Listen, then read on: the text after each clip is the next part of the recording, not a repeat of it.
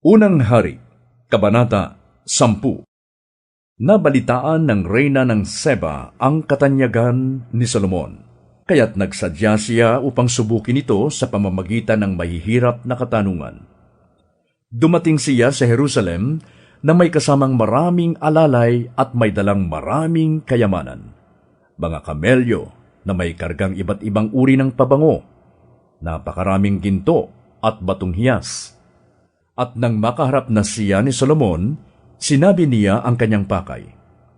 Sinagot naman ni Solomon ang lahat ng kanyang tanong, at wala ni isa mang hindi nito na ipaliwanag.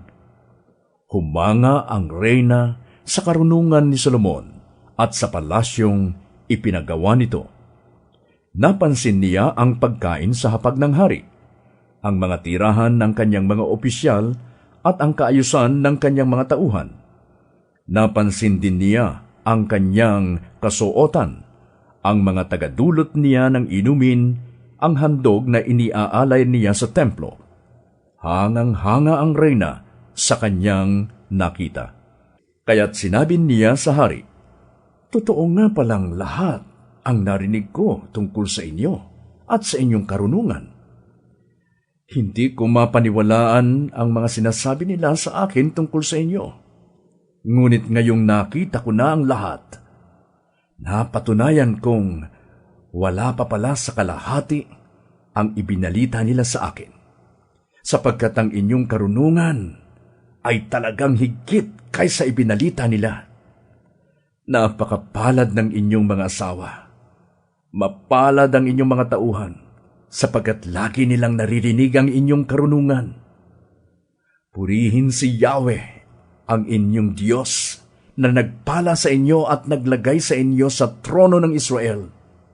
Dahil sa walang katapusang pag-ibig ni Yahweh sa Israel, ginawan niya kayong hari upang mamahala dito at magpairal ng katarungan. At ang hari, binigyan niya ng halos 4,200 kilong ginto at napakaraming pabango at batong hiyas. Kailanmay hindi natumbasan sa dami ang pabangong iyon na bigay ng reyna ng Seba kay Haring Solomon.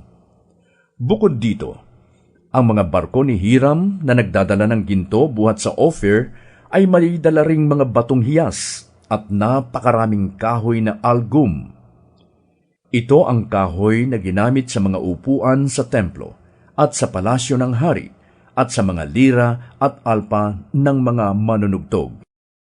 Wala na muling dumating o nakita pang kahoy na tulad nito mula noon hanggang ngayon. Ibinigay naman ni Haring Solomon sa reyna ng Seba ang bawat magustuhan nito. Ang lahat niyang hinihingi bukod pa sa kanyang kusang ipinagkaloob sa reyna. Pagkatapos nito'y umuwi na ang reyna pati ang kanyang mga alalay sa lupain ng Seba. Ang gintong dumarating kay Solomon taon-taon ay umaabot sa 23,310 kilo.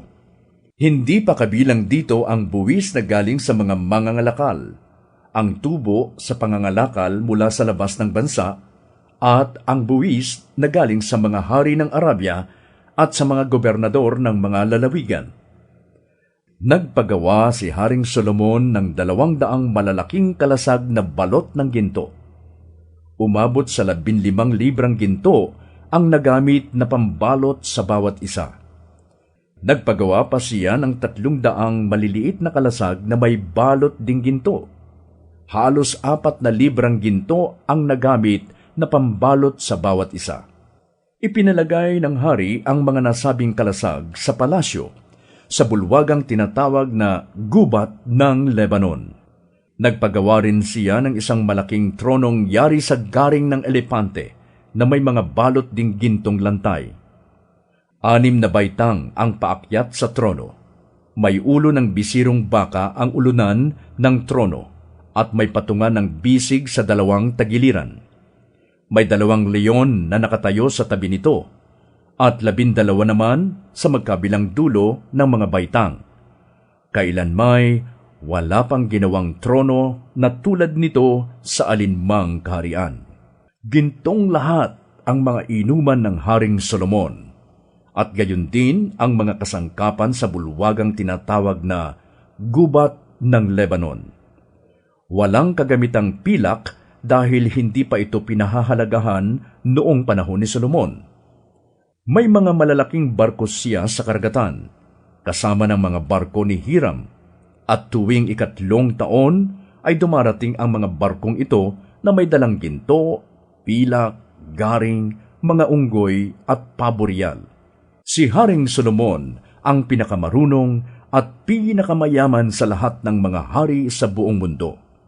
Dinadayo siya ng mga tao mula sa lahat ng panig ng daigdig upang marinig ang karunungang ibinigay sa kanya ng Diyos. At ang bawat isa'y may dalang regalo sa kanya, mga sisidlang ginto at pilak, mga damit at mga sandata, mga pabango, mga kabayo at mola. At nagpatuloy ito sa loob ng maraming taon. Nagtatag si Haring Solomon ng isang malaking hukbo na binubuo ng 1,400 karwahe at 12,000 mga ngabayo. Ang mga ito'y inilagay niya sa mga bayang himpilan ng mga karwahe at sa Jerusalem upang bantayan ang hari. Sa Jerusalem, ang pilak ay naging parang bato sa dami, at ang cedar ay naging kasindami ng sikamoro sa kapatagan. Galing pa sa Musri at Cilicia ang mga kabayo ni Solomon.